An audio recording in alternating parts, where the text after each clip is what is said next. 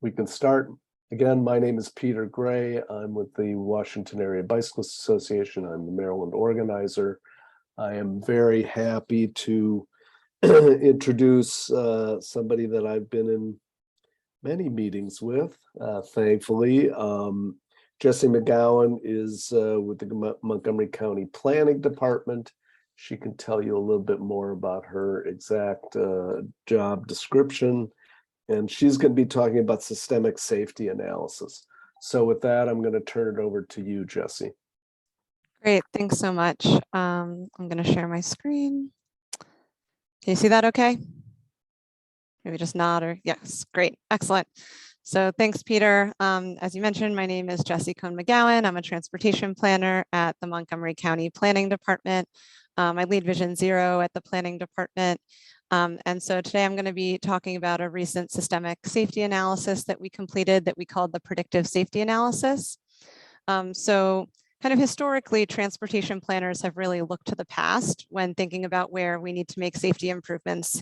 You know, we've said, oh, there's been a fatality or a serious injury on this road or that road, you know, it really warrants fixing. But that approach is really reactive. And it says that we have to wait for something bad to happen in order to affect change. And so the intent of this work was to really kind of shift from a more reactive approach to one that's more proactive and more forward-looking in how we think about safety. So as part of this project, what we did is we estimated the expected number of crashes at intersections and segments throughout all of Montgomery County. And we did this kind of both to better understand the problem, you know, identifying safety priorities, as well as to better understand solutions. So what are going to be effective mitigations, treatments, countermeasures that we can implement to improve safety in the county. And so we did this work. Our consultant was the UNC Highway Safety Research Center based at UNC Chapel Hill. And they're really experts in this sort of transportation research. So you may be wondering why it is that we needed to estimate or predict the number of crashes when we do know where crashes have happened historically on our roadways. As part of this project, what we did is we used crash risk, that crash prediction, to understand safety challenges instead of just focusing on crash history. And so as I mentioned already, you know, crash history is the basis of most crash analysis, but it's a bit biased, right, based on the random nature of crashes. So, you know, say we have two intersections that are identical and one has no crashes and one has one or two, the underlying safety conditions may be the same. And it's been more just a stroke of luck that one has not had a crash in recent years. Particularly when we think about bicycle and pedestrian crashes, we think about kind of the random nature of crashes. Fortunately, bicycle and pedestrian crashes are far less common than motor vehicle crashes. And so it's sometimes harder to know where we should be making improvements when we solely look at places that have had a previous crash, injury, or fatality. And so that's why we're really focusing on developing these crash predictions to understand where is the risk of crashes in the future. So I'm going to walk through each of the 6 steps we took as part of this project. I know we have a whole hour for this presentation. I'm probably going to talk for about 30 minutes and then open it up for questions, but I do kind of want to walk you along through the different steps we took as part of this analysis. So the first thing that we did as part of this effort was we compiled the data.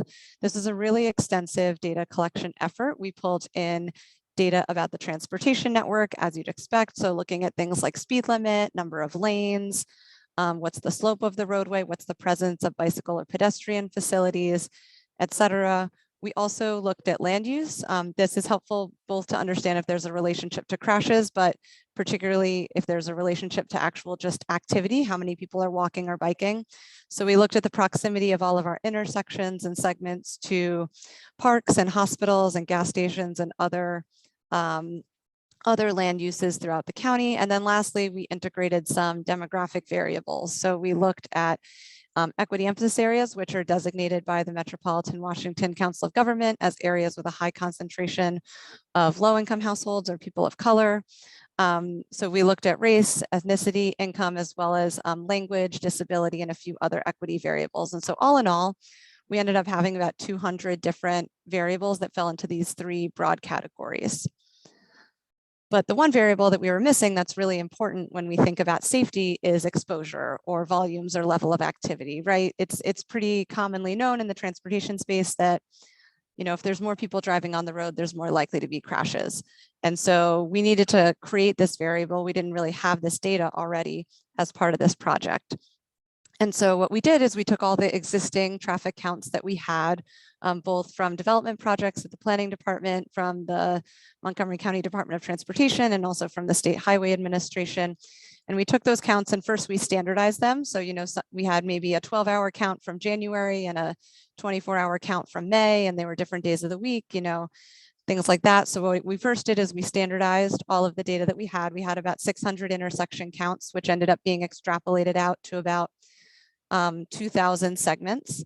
And then with that data, we developed 3 different models, models that predicted first the number of daily pedestrian trips, then the number of daily bicycle trips, and then also the number of daily motor vehicle trips.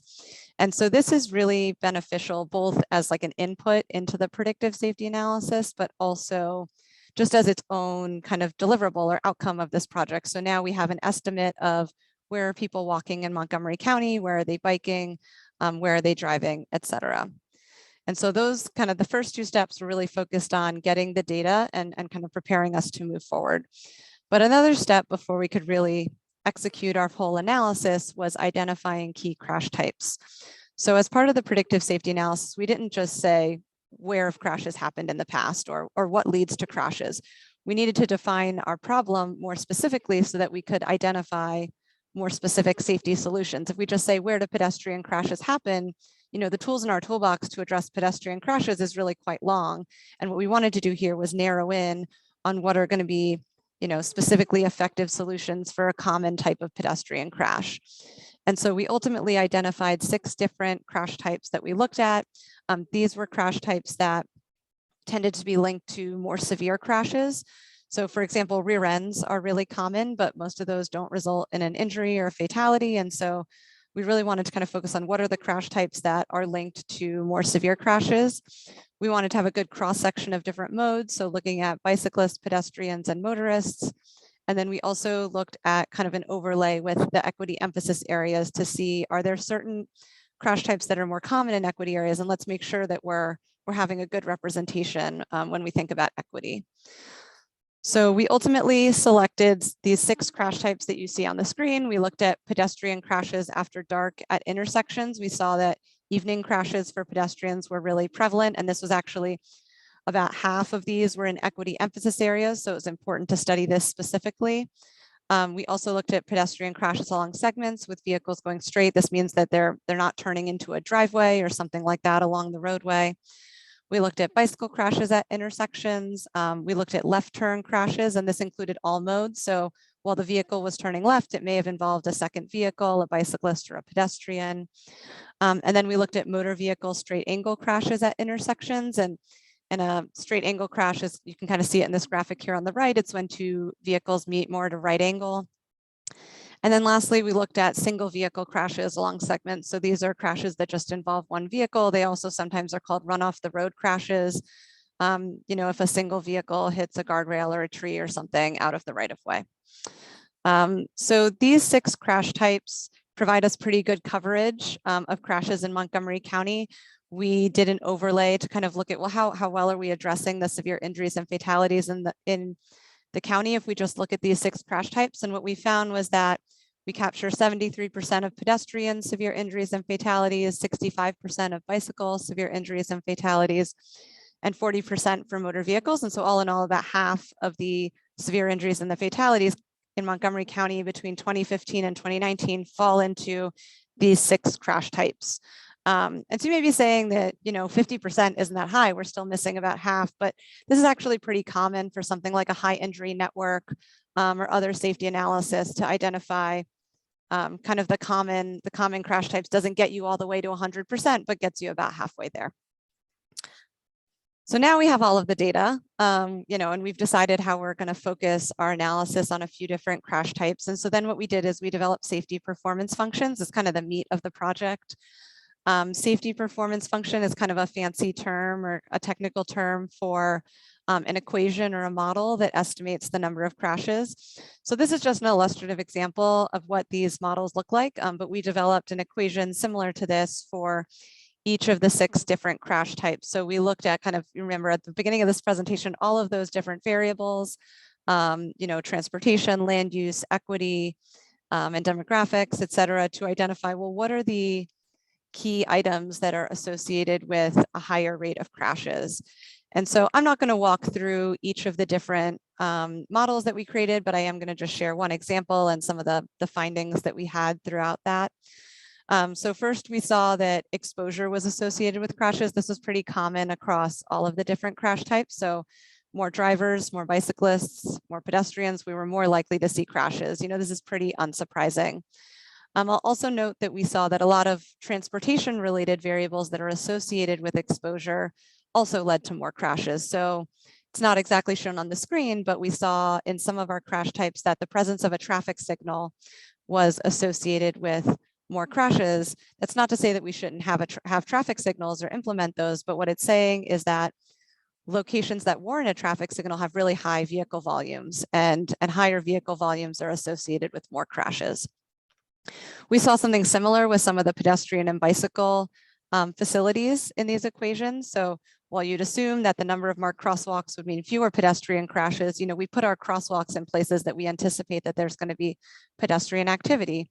And so even though we've accounted for that pedestrian activity in one variable, that's why we suspect that we're seeing it in other variables as well.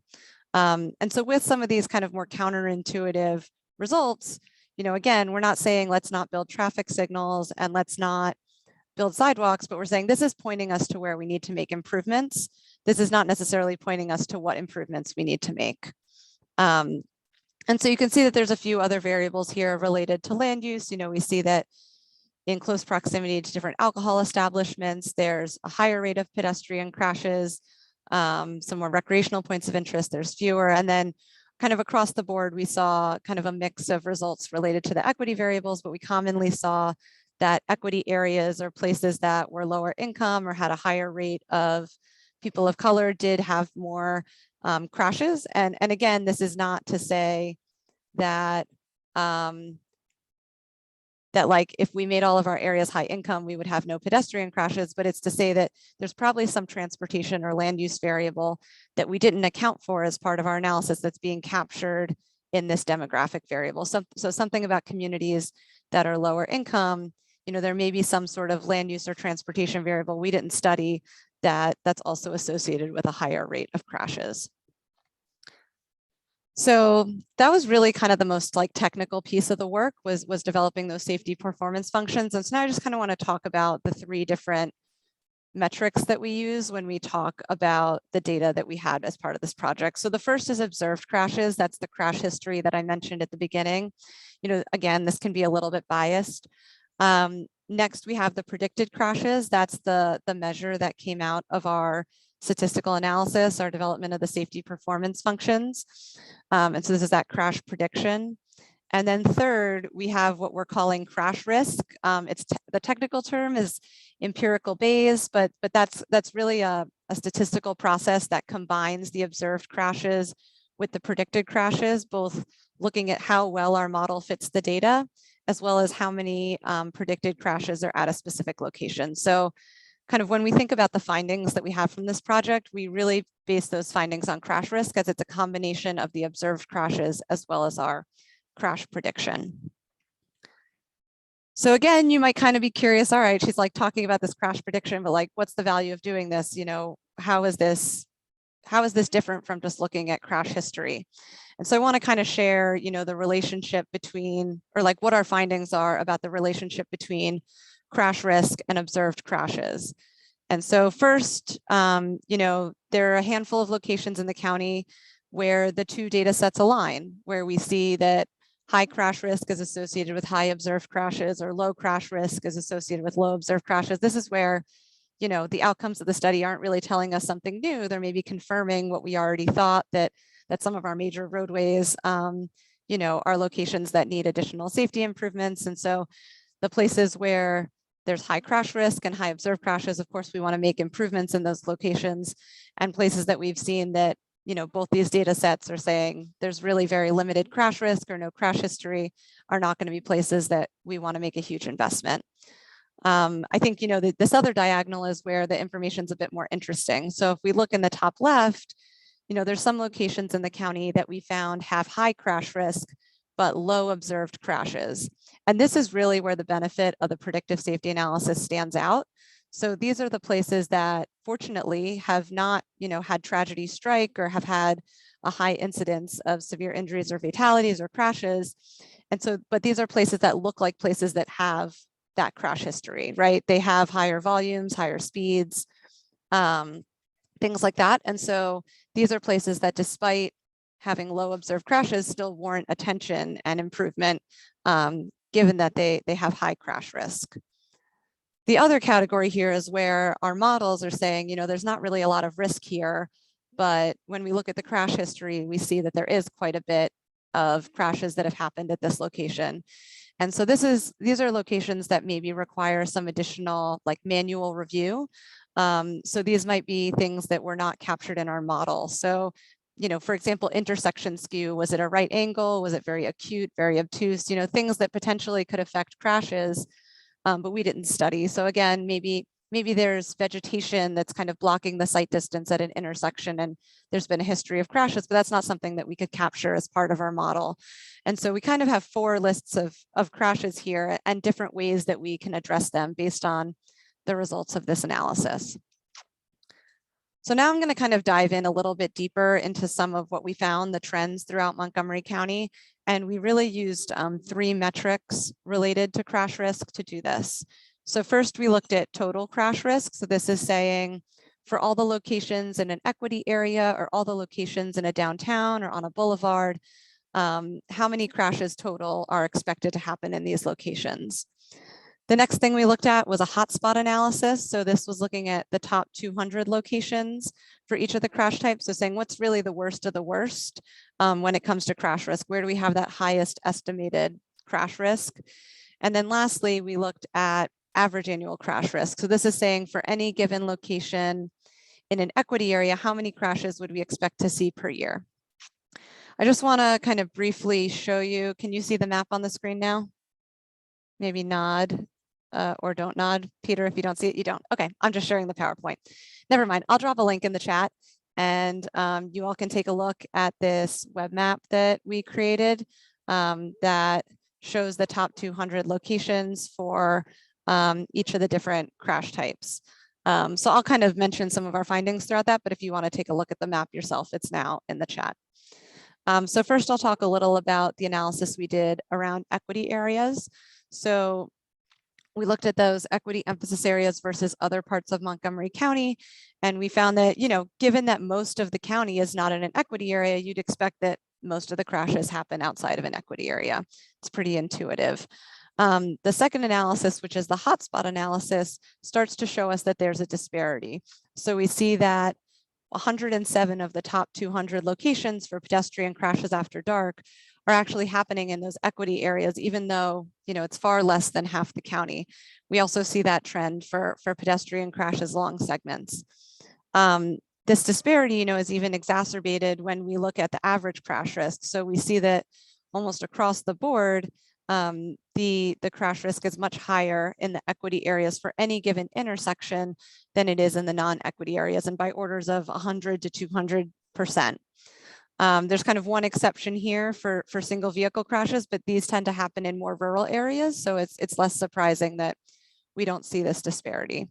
And, I imagine, I can't see a lot of you on video, but I imagine some of you may be nodding along that this is not very, surprising or groundbreaking findings, but this does confirm, the disparities we've already seen in previous data analysis. And so it's helpful to confirm what we've heard previously.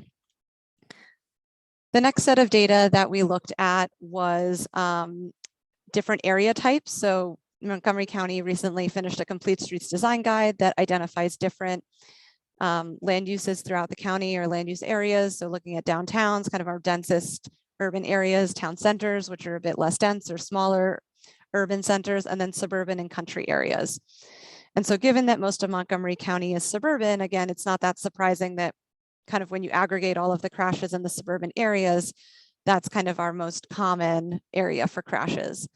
While most of the crashes happen in the suburbs, though, we do see that some of our hotspots that show up are really more in our urban areas, again, specifically with those pedestrian crash types. So we see that 88 of the top 200 locations for pedestrian crashes after dark happen in our downtown areas, and 75 of the top 200 locations for pedestrian crashes on segments happen in our town center areas. And again, when we get to that average crash risk, we see that the downtowns and the town centers really rise to the top for almost all of the crash types, except for the single vehicle crashes, which again are more likely to happen in the country areas. I'm actually going to skip these few slides because I think they just get a bit too in the weeds, but I want to talk a little bit about how crashes are concentrated in the county. So, I think the intent here is to better understand if we were to fix 50 or 100 or 200 locations, how much progress would we make towards Vision Zero? Is it really just a few bad locations that are really holding us up from improving safety, or is there really broad systemic issues that we need to address? And so what we found when we looked at kind of how crashes are concentrated, we saw that of the total crash risk in the county, for 3 crash types, about half of it is concentrated in just 200 locations. This is saying, if we make improvements at these 200 locations in the county, we've really made quite a bit of progress towards Vision Zero. I mean, it's not to say we wouldn't have more work to do, but we'll have, reduced crashes by almost 50% if we were to really eliminate crash risk at these locations. However, we have 3 other crash types that are just a bit more diffuse. The peaks are less peaky, and there's more intersections or segments throughout the county that have kind of moderate crash risk. And so what this is saying is that, we really need to think broader and more systemically than just those hot spots. We're going to need to make, probably low cost improvements if we're thinking about, hundreds or thousands of intersections, but we're really going to need to think more broadly in how we improve safety rather than just kind of picking out those worst of the worst locations to address these issues. So I just want to share a few takeaways from the slides that I just presented. I think that it's helpful to look at those 3 different metrics that I was sharing in concert, that total crash risk, the hotspots, and the average crash risk. I don't think you really get the whole story if you just look at one. Really a theme throughout this presentation is that we need to be looking beyond crash history and understanding how we can be more proactive and think more systemically about crash risk. And then, equity continues to be a theme, and that we need to really make improvements in our equity areas. And so again, while much of the county is suburban, if we really just focus our improvements in the suburban areas, we'll be missing some of the improvements and crash risk associated with more urban areas. And so this presentation so far has really focused on, what's the problem? What are the safety issues? Like, how did we understand what those safety issues are? But this last step, identifying countermeasures, is more forward-looking. And so here we're saying, okay, well, what can we do to improve safety and reduce crash risk associated with these 6 crash types? And so we looked at about 15 different countermeasures as part of this project. I know that there's many more countermeasures out there. Montgomery County has a Vision Zero toolkit that has about 40 countermeasures, but as part of this project, we limit our analysis to about 15 countermeasures, most of which are more low-cost systemic improvements. And we really focused on ones that had national research that demonstrated crash reduction. So if we were to implement a crosswalk, what % crash reduction would we see at that intersection as a result of implementing that high visibility crosswalk? And so what we did with these countermeasures is we developed some dynamic Excel tools that allow you to play with different countermeasure scenarios and identify, what might I want to do in my community, or what's the best bang for our buck in Montgomery County. And so these dynamic tools allow us to look at potential crash reduction overall. If we were to do, 20, 40, 60 locations, what's going to be the crash reduction at any given location? We also wanted to look at cost per crash reduced, right? We know that these treatments are not free, and how can we think about, really making the most cost-effective decisions in order to improve safety. And so for this, we worked with the Montgomery County Department of Transportation to get cost estimates for the different treatments. And then lastly, we looked at the % of the locations for any improvement scenario that would be in an equity emphasis area. And so this tool also then, once you've kind of filled out your scenarios, allows you to print a list of the top ranked locations for each scenario. So these are not definitive places that we should be making improvements, but we're considering them as candidates. There's not been any sort of, engineering evaluation, but these 50 or 100 locations are quality candidates for a certain type of improvement. And so I'm just going to walk through 2 examples of how this tool can be used. So the first looks at how we reduce those angle crashes that I talked about earlier. So say we have $350,000 and we're looking to say, well, what's the best way that we can improve Vision Zero or reduce the crash risk for angle crashes with $350,000? So the first thing that we looked at was a signal timing change. We looked at increasing the all red clearance time. This is the amount of time that all of the vehicles at a signalized intersection have a red light. Given that a signal timing change is relatively inexpensive, with our $350,000, we can do this at over 100 locations. It's relatively cost effective. Another option could be to install all-way stop signs at some intersections that currently only have a side street stop. And again, because a stop sign is a relatively inexpensive treatment, we can do this at about 70 locations with our $350,000. And then lastly, kind of just as an example to show, what happens if we do a more expensive treatment, we've looked at, well, what if we signalized really the worst location in the county? And because traffic signals are really expensive, we can only do one with this pot of money that we have. And so what we see is that the predicted crash reduction is really the highest for this signal timing change, right? We can make a change to so many more locations that the benefit of that change is just much higher. Then when we look at the crash reduction per location, we see that while this signal timing change is pretty effective at each location, that traffic signal, the installing the new traffic signal is going to be more effective at that one place that we do it, but we're only doing it at one location. And then when we look at the cost per crash reduced, essentially dividing this total cost by the predicted crash reduction, we see that every crash reduced for the signal timing change is really inexpensive. Whereas when we look at the all-way stop or the traffic signal, it becomes more expensive given the relationship between the total cost and the number of crashes reduced. Lastly, just on the equity front, when we look at the top ranked locations, and that's kind of how this analysis works, it says what's the number 1 worst location? Well, we would improve that first, and then what's number 2? And so depending on how many locations we can do, it works its way down the list. And so we found that of those 116 locations, 47 would be in equity areas. So kind of really making an improvement towards addressing the disparities in the county. We see that 21% of the locations for always stops would be in equity areas. And then it just so happens that the number 1 worst intersection where we'd recommend a signal is not in an equity area. So that number is 0, but perhaps the number 2 ranked location is in an equity area. And if we had done that, it would have been 100%. Another way that we could use this tool is to understand, well, how many locations do we want to improve, right? On that last slide, it ranged from 1 to over 100. Here we have an example looking at what if we were to improve lighting at signalized intersections throughout the county. And so this would be in order to reduce those pedestrian crashes after dark. So here we can do some scenario planning to look at, well, what if we do 20 locations, 40 locations, or 60 locations? As you'd expect, the cost increases linearly with the number of new locations.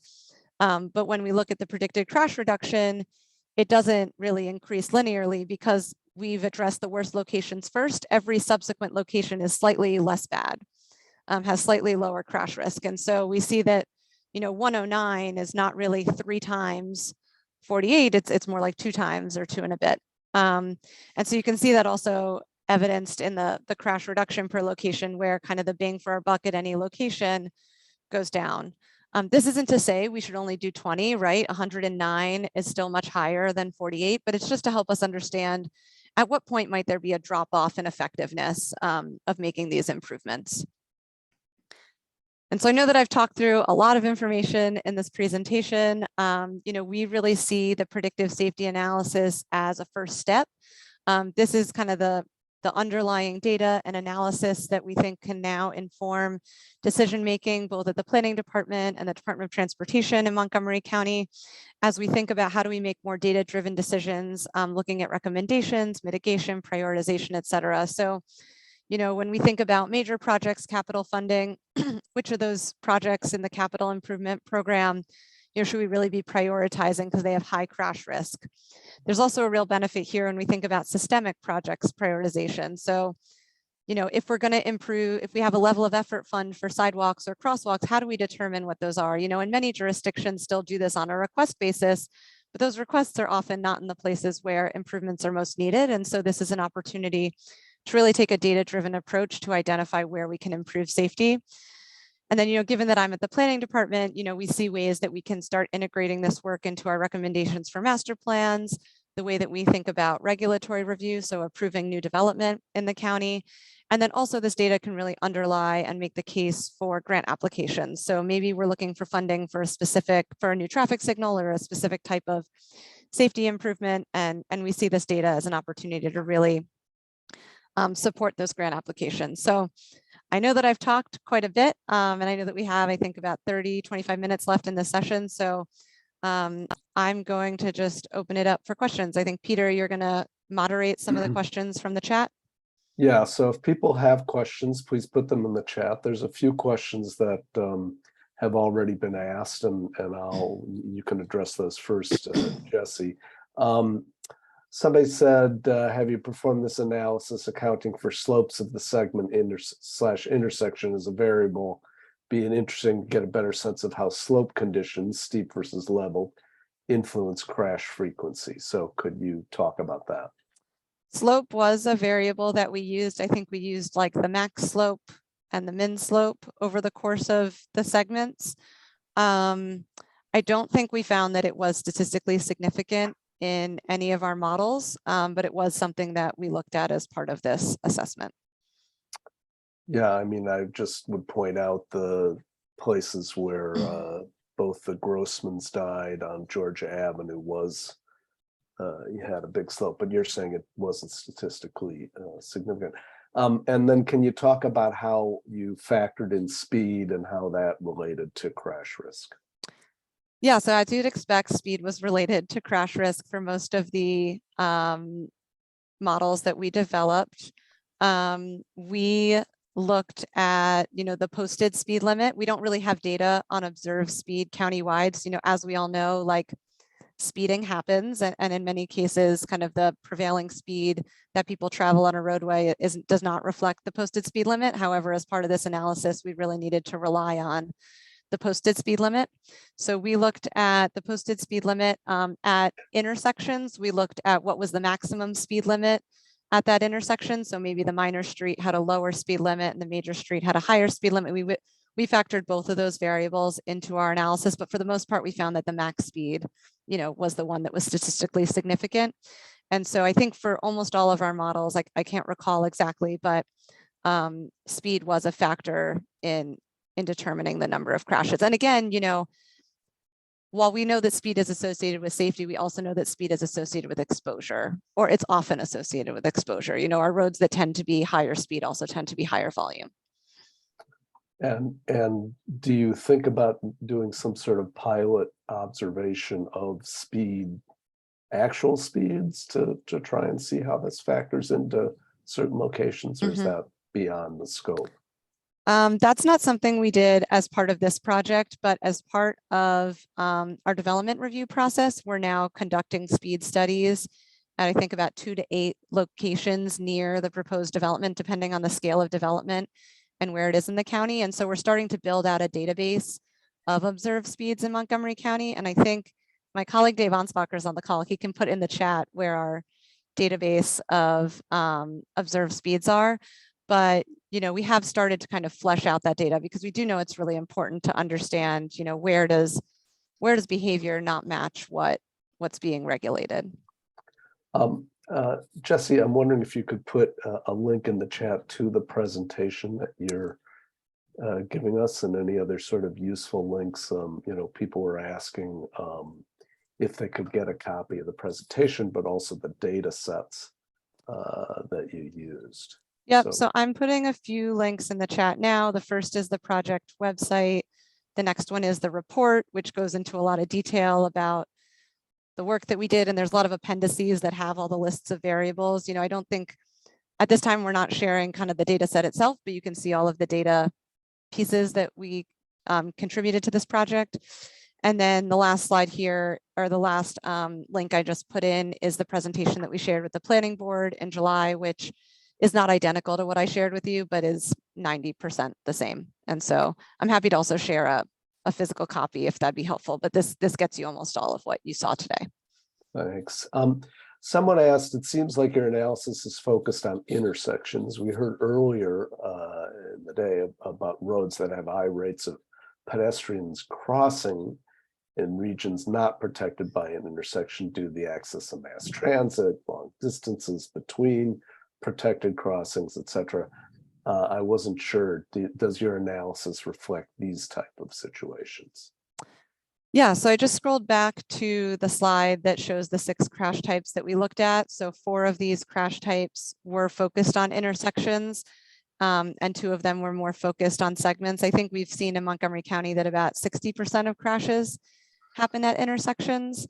So the 2 crash types that we looked at that focused on segments were pedestrian crashes along segments, as well as single vehicle crashes on segments. I think we didn't end up looking at bicyclists because, fortunately or unfortunately, our data set of bicycle crashes is relatively small, and there's only so many ways that you can slice it and still have a big enough data set. And so I think the number of bicycle crashes that happened along segments in Montgomery County was too small for us to study that as part of this, though we know, of course, that there's been a few, severe and fatal bicycle crashes in the county in recent years. 3 Yep. fatalities this year Right. already. Somebody who's a staffer in Fairfax County is asking, how long did your study take to develop the model/tool for decision making, and how much did the contract cost to hire UNC to do this? Yeah, so the project took about 2 years. I would say that if you were to undertake this, I would, really do a lot of pre-work on pulling together the data. I think that was something that even once we had executed the contract took some time for us to do, and for UNC to kind of help us understand exactly what data we needed. So kind of anything you can do in advance to kind of clean up and pull together your data is really helpful. And the contract cost about $250,000. So another question about speed. There are speed cameras in the county. Some, I think, have not been deployed. Will you use these data to deploy more speed cameras to address speeding vehicles? Also, it would seem like reducing speed limits would be highly cost effective. Yeah, so I'm just going to flip back to the slide that shows kind of the countermeasures that we looked at. But yeah, automated enforcement is listed here, as well as lowering the speed limit. Again, we're not the implementing agency, so we're really making recommendations here, but you'll see in the plan that we have identified the top 50 locations where we think lowering the speed limit would be, a cost-effective solution to improve safety, as well as 50 locations where we would recommend automated enforcement. And so, we definitely think that these are tools in the toolbox that we need to be thinking about as a way to improve safety. Jesse, so another question, has there or will there be an effort to collect and incorporate near miss crash data in Montgomery County? Such efforts are being made in Fairfax, Arlington, and the city of Alexandria in Virginia. And there's a link to some dashboards in the chat. That's not something that we've done to date, and I don't think the planning department intends to do that. I can't speak to whether or not that's something that is of interest to Montgomery County DOT. I guess I'd say that we just spent, a lot of effort putting together this project that, even these places that don't have a high rate of crashes previously, we now may be choosing to make investments given the crash risk. And I think that those findings are probably similar to some of the near miss findings, right? Where are we seeing locations pop up that aren't in the crash history, but have some sort of conflict that's not being recognized in the data that we commonly use? And so I'd kind of be curious if the near miss data points us in the same direction as this project, but given that we've just made this investment, I imagine we'll be using this as our primary tool to kind of focus priority improvements in the near term. As everybody's aware, Jesse, all the arterial or most of the arterial roads in the county are state highways. in terms of the cost assessment data that you got from MCDOT, which is the county agency, how did that account for, are the costs, you think, any different on state highways? And, you know, there's certainly different approvals that need to be obtained when you're dealing with anything relating to a state road. So if you could sort of talk about that for a bit. Yeah, we did not solicit cost estimates from the state. I can't speak to whether or not those cost estimates are similar or different. We have presented this to a few groups that include representatives from SHA, and we'll be presenting during Walktober as part of MDOT's, Maryland Department of Transportation's like Walktober event. So there's definitely staff over there that are aware of the work that we've done, and we're hoping to, continue to work with them to see if there's ways that this project can influence some of the decisions at that agency for how we think about state roads. You're totally right that a lot of our issues are on state roads. Our busiest arterials that have the highest crash risk tend to be state roads. It's not in the link that I just put in the chat, but we are making a few minor updates to our report, one of which that identifies whether or not and our candidate locations are on state roads, just so we can have a better sense of, what's in our control, what's out of our control, et cetera. So I guess to kind of sum up, the state's aware of the work that we're doing, but we haven't fully coordinated with them on where we go from here. Okay, we have a few more minutes, and I'm, again, I'm encouraging people to put questions in the chat.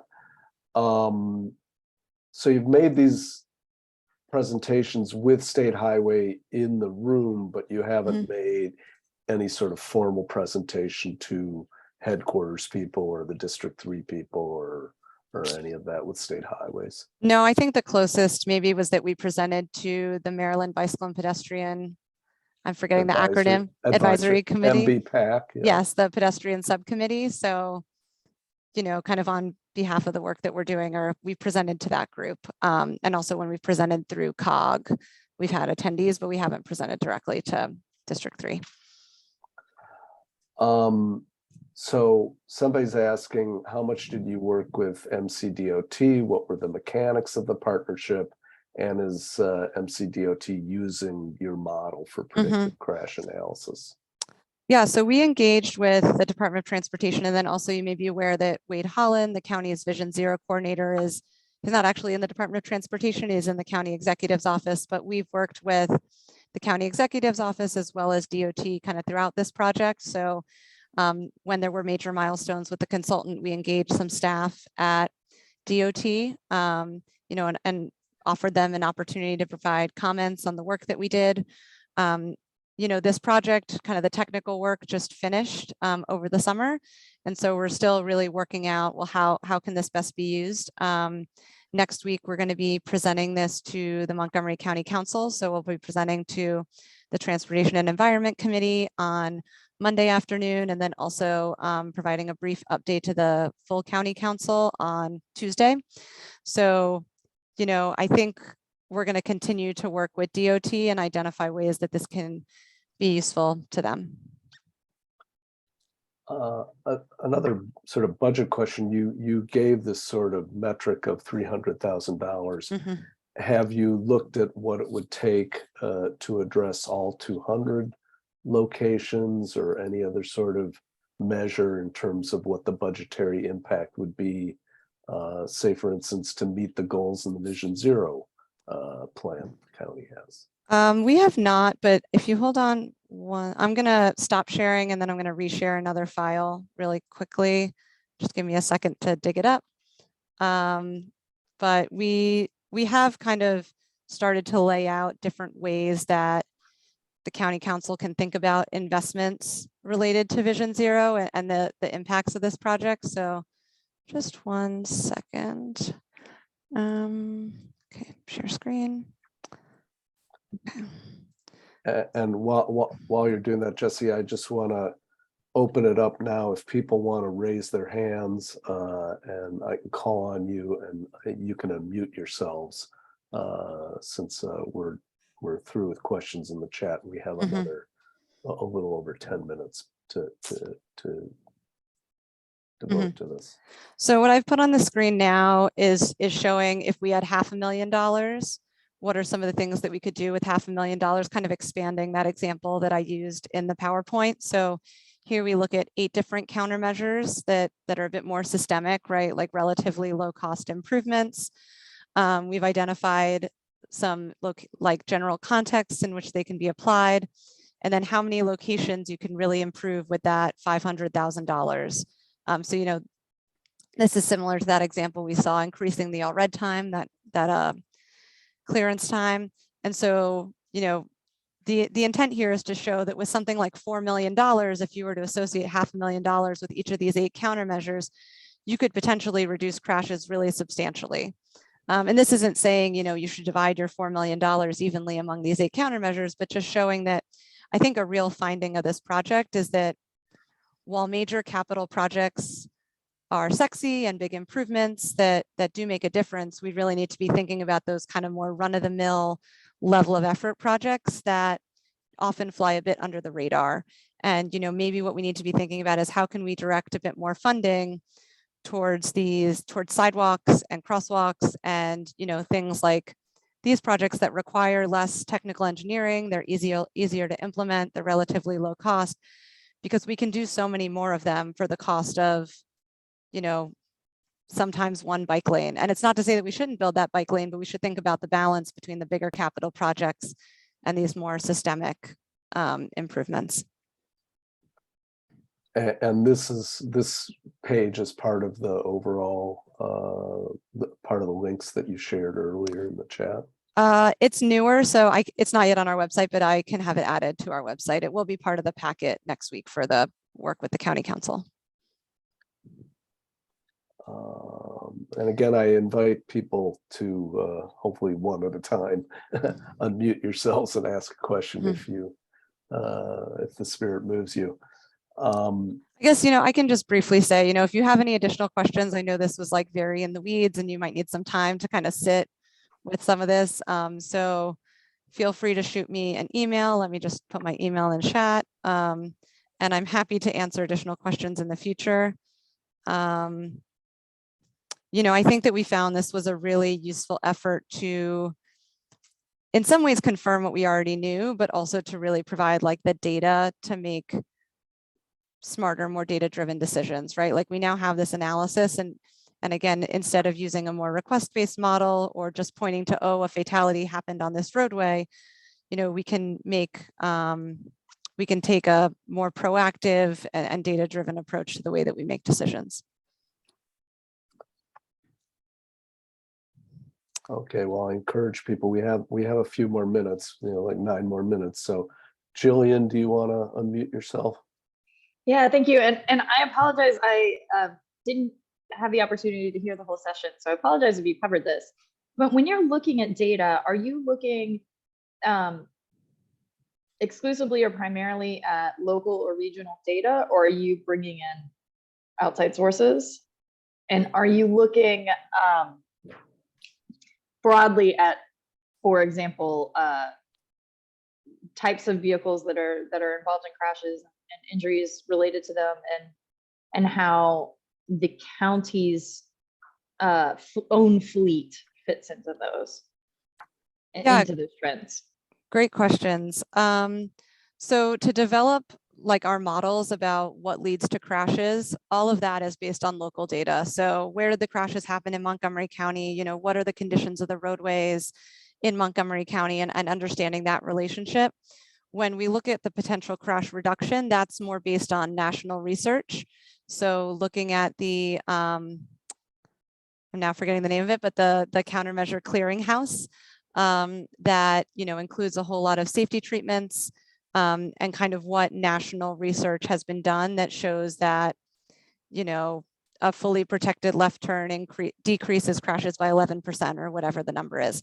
So when we identified the challenges in Montgomery County and what leads to crashes in Montgomery County, that was all based on local data.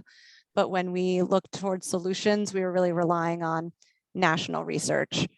We didn't look at vehicle type as part of this project. You know, we really needed to, we couldn't be too specific in the way that we were defining defining the crash types that we looked at because the data sets had to be big enough. But, you know, I do know that vehicle size, you know, can impact crash severity, and is definitely something that we need to be thinking about going forward. I know that I think our pedestrian master plan, which is still a draft, has some policy recommendations about the county's vehicle fleet and how we think about, you know, smaller vehicles from a safety perspective. Jesse, there are things that the District Department of Transportation has done that are relatively low cost. I'm thinking about hardening left turns so that cars can't cut the angle. Are those things that you looked at in doing your study? We did look at that. I don't recall specifically why we didn't ultimately integrate that. I think there may not have been the national research, you know, while there may be some studies from the district or New York or other places that have done it, kind of the robustness of like the academic research isn't yet there on some of those treatments, but, you know, that's definitely a tool in the toolbox. You know, as I mentioned earlier, we really just focused on a handful of treatments as proof of concept, but that doesn't mean that there aren't other treatments that would reduce crash risk. We have You know, a I few know, minutes. yeah, I know we're going into lunch, so if there's no more questions, you know, I'm happy for us to end early, but if there are questions, you know, of course, happy to answer them. Yeah, I just want to give people another minute I think I've run out of my questions, unfortunately. But thank you very much, Jesse. Again, people, you can get a hold of Jesse at her email address that's in the chat, first name dot last name at montgomerycountymaryland.gov. And Jesse and the other folks in planning are always open to responding to our inquiries as citizens. And the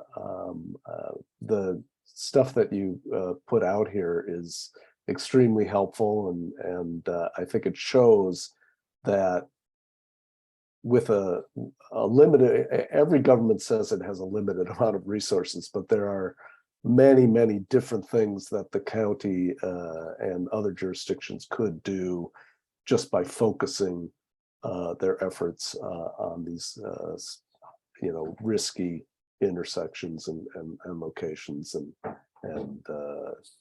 can make a lot of progress. And I hope that the county DOT takes up that mantle, and that we can convince the county council to fund those kinds of things. So again, thanks. Do you want to say any last words, Jesse? No, just, you know, again, if you have questions, feel free to reach out, and, you know, thank you all for your time. Yeah, thanks so much. All right, and then I'll remind everybody that the next the lunch sessions, there are 2 of them, go from 1 to 1:30, and you can find the links in the email